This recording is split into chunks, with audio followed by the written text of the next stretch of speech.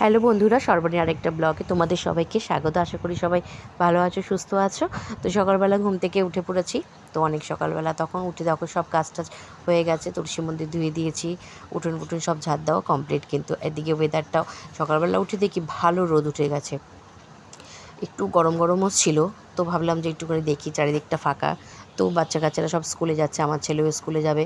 তো ওকে তুলবো, এখন সব কাজ সেরে নিয়েছে। এখন ঘরে গিয়ে ওকে তুলবো, তুলে ওকে খাইয়ে দাইয়ে দিয়ে স্কুলে দিয়ে পাঠিয়ে তারপরে আমি ঢুকে যাব রান্নাঘরে। এই দেখো, তো ফ্রেশ ফ্রেশ উঠে আগে একটু নমস্কার করে নিলাম ঠাকুরকে।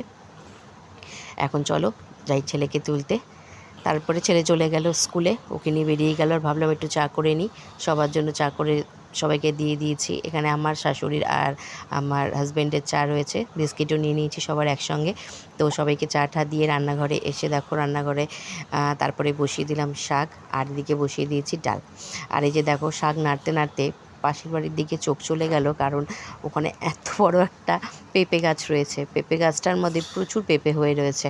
আর ওই ছোট ছোট পেঁপেগুলো যখন পেকে যায়, এত সুন্দর সুন্দর পাখিগুলো এসে পেঁপেগুলো খেয়ে যায়, মানে কি বলবো, দারুণ লাগে দেখতে। দেখো এই দেখো, আমি তোমাদেরকে দেখানোর চেষ্টা করছি একটুখানি। ওই যে দেখো গাছটা কত পেঁপে হয়ে রয়েছে, দেখো ঠিক এরকম সাইজ হবে। আর একটু বড় হলে পরে পেকে যায়, তখন ওরা পারে না, পাখিগুলো এসে খেয়ে চলে যায়। অসম্ভব ভালো লাগে দেখতে পাখিগুলো। আর এদিকে ডাল হয়ে গেছে, দেখো রুটি বানানো হয়ে গেছে। অনেক দিন ধরে ভাবছিলাম যে একটু ময়দার রুটি খাবো, তো আজকে বানিয়ে ফেললাম ময়দার রুটি।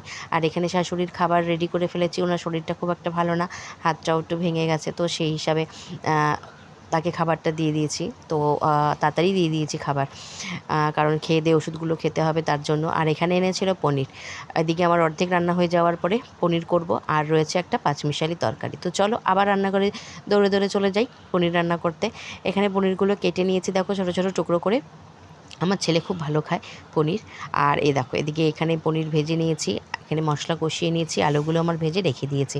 আজকে মোটামুটি পনিরটা হলে পরে হয়ে যায়, আর ওদিকে তরকারিও রান্না হয়ে গেছে। এই দেখো আমার ফাইনালি পনিরের লুক। তো আজকের ব্লগটা এত পর্যন্তই। যদি ভালো লাগে প্লিজ একটু লাইক কমেন্ট করে চ্যানেলটাকে সাবস্ক্রাইব করে দিও। সবাই খুব ভালো থেকো, টাটা।